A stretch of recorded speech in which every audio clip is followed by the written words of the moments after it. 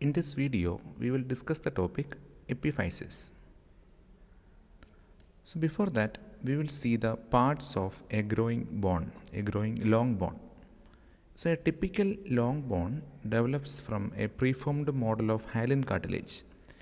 And this long bone will have mainly three parts, and these parts include: one will be the two ends. You have a proximal end and you have a distal end.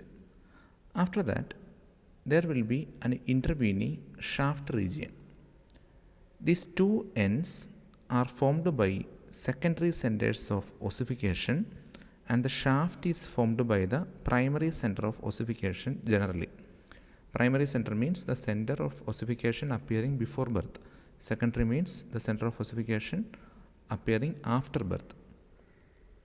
Before the ossification is complete, the following parts can be defined in the young long bone.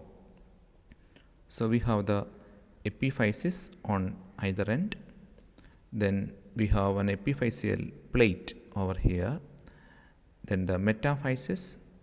Metaphysis is the junction of epiphysis and the diaphysis. Then comes the shaft region, that is the diaphysis. This is the region of diaphysis. In this video, we will be focusing mainly on the epiphysis alone. We can clearly see the already mentioned parts in this schematic diagram also. Epiphysis, these are the ends of long bones which ossify from secondary centers that we have mentioned already. Mainly there are four types of epiphysis. The first group will be the pressure epiphysis.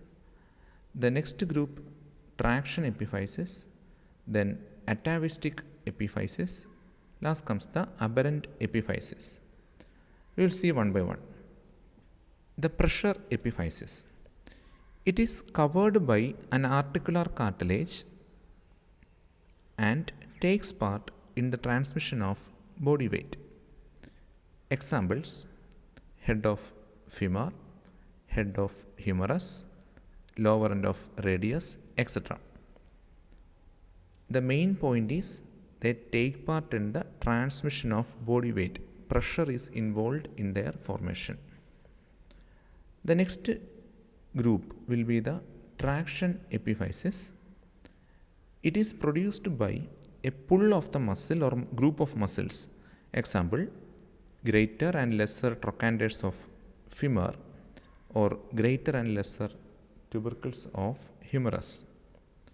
Generally, they are always non-articular and provides attachment to the muscle or the group of muscles. It always ossifies later than the pressure epiphysis. That is a peculiar feature. So here the take-home message, the main point will be a pull is involved in the formation of this epiphysis. The next group will be atavistic epiphysis. It is an independent bone in lower mammals, which in man gets fused to the nearest bone to receive nutrition from the host bone.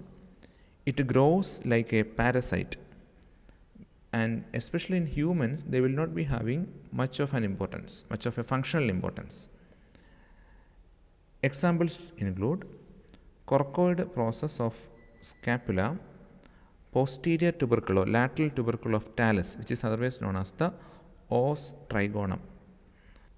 The next group will be aberrant epiphysis. It is an epiphysis which appears at unusual end of a short long bone. Example: epiphysis at the head of first metacarpal bone. Generally, epiphysis appears at the base of the first metacarpal bone. This is an exception or aberration to the normal appearance of this epiphysis. For completion's sake, we have to mention regarding the epiphyseal plate also that we have seen in the previous slide. It is a plate of hyaline cartilage which intervenes between the epiphysis and diaphysis of a growing long bone. The proliferation of cells in the epiphyseal cartilage is responsible for growth in length of a long bone. After the fusion of epiphysis with the diaphysis, the bone can no longer grow in length. The epiphyseal plate or epiphyseal cartilage is nourished by both epiphyseal and metaphyseal arteries. These are the major points regarding the epiphysis. Thank you for your patient listening.